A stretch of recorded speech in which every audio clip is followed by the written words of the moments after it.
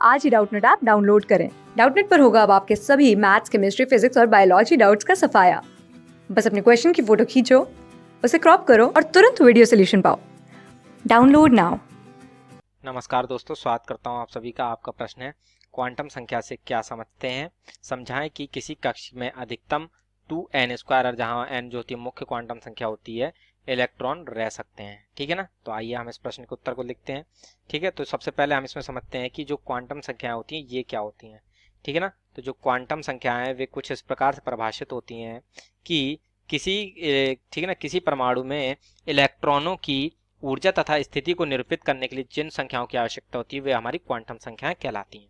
ठीक है ना। तो आइए इसको लिख लेते हैं कि परमाणुओं में, ठीक है ना, परमाणुओं में इलेक्ट्रॉनों की ऊर्जा तथा स्थिति, इलेक्ट्रॉनों, ठीक है ना, इलेक्ट्रॉनों की ऊर्जा तथा स्थिति, ठीक है ना, ऊर्जा तथा स्थिति को निरूपित करने हेतु जिन संख्याओं की को निरूपित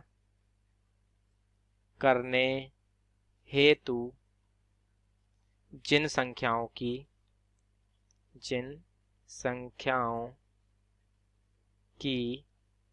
ठीक है ना, आवश्यकता होती है, जिन संख्याओं की आवश्यकता होती है, क्वांटम संख्याएं कहलाती हैं।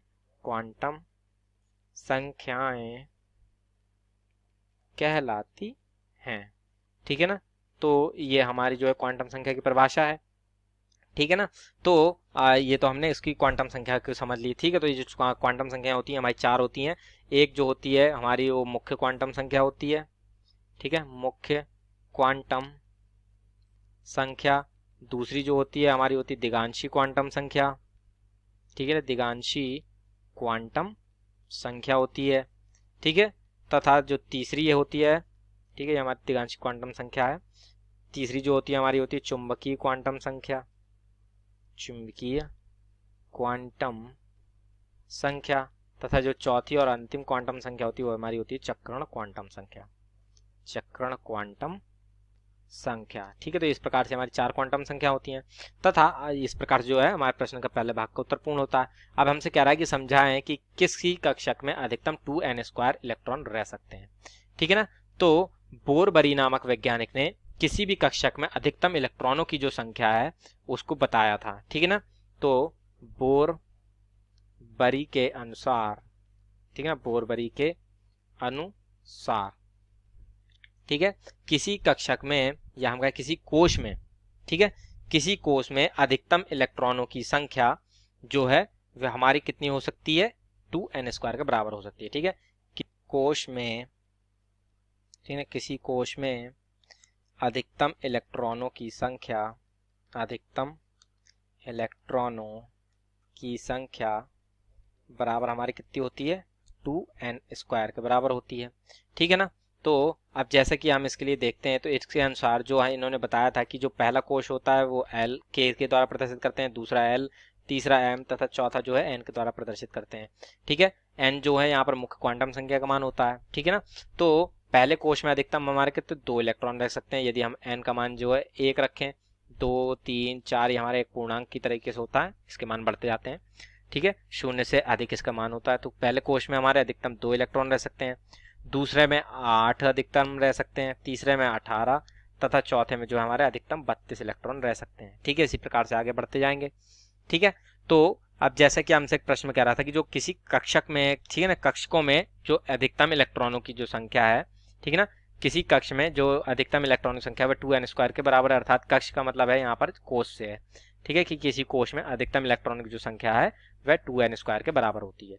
ठीक है, तो जैसे कि हम देखते हैं कि जो इसके उदाहरण के लिए हम एक, ठीक है ना, उदाहरण ले लेते हैं हम यहाँ पर सोडियम का। ठीक है, जिसका हम इलेक्ट्रॉनिक विन्यास बनाएंगे, उसमें देखेंगे कि जो दूसरा कोश होगा उसमें जितने भी कक्षक होंगे उनमें अधिकतम कितने इलेक्ट्रॉन होंगे। ठीक है, तो दूसरा कोश इसमें हमारे कितने अधिकतम इलेक्ट्रॉन थे? 8, जिस नियम के अनुसार जैसे कि हमने देखा। ठीक है, तो अब इसका हम इलेक्ट्रॉनिक विन्यास बनाते हैं अफबाऊ के अनुसार। तो ये हमारा बनेगा 1s2, 2s2, 2p6 और 3s1। ठीक है ना। तो जैसे कि हमने कहा था कि दूसरे कोश में हम देखेंगे तो जो दूसरा कोश है वह हमारे उसमें जो कौन कौन से हैं, 2s उपकोश है इसमें तथा 2p उपकोश है। तो जो s उपकोश होता है इसमें हमारा एक कक्षक होता है जिसमें हमारे अधिकतम 2 इलेक्ट्रॉन रह सकते हैं, तो 2 इलेक्ट्रॉन ये भरे हैं।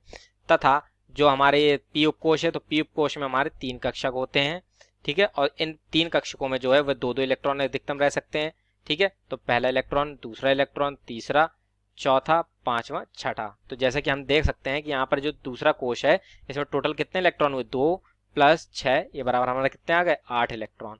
तो यही जो नियम है वह बता भी रहा था हमें कि 2n² के बराबर होंगे अधिकतम इलेक्ट्रॉन किसी कोश में या किसी कक्ष में, ठीक है। तो ये जो हमारा दूसरा कक्ष था तो ये हमारा क्या है, दूसरा कक्ष है ये, ठीक है, दूसरा कक्ष। तो इस कक्ष में हमारे कितने कक्षक हैं, ठीक है ना, 2 उपकोश हैं हमारे, s उपकोश तथा p उपकोश, जिनमें हमारे कक्षकों की संख्या पहले में 1 है दूसरे में 3 है। तो इस प्रकार से इसमें अधिकतम इलेक्ट्रॉन जो है कितने हैं, 8, ठीक है ना। तो इस प्रकार से हमारे नियम की जो है पुष्टि होती है, ठीक है। तो इस प्रकार से हमारे प्रश्न का उत्तर पूर्ण होता है। आशा करता हूँ आप सभी को उत्तर समझ में आया होगा। धन्यवाद।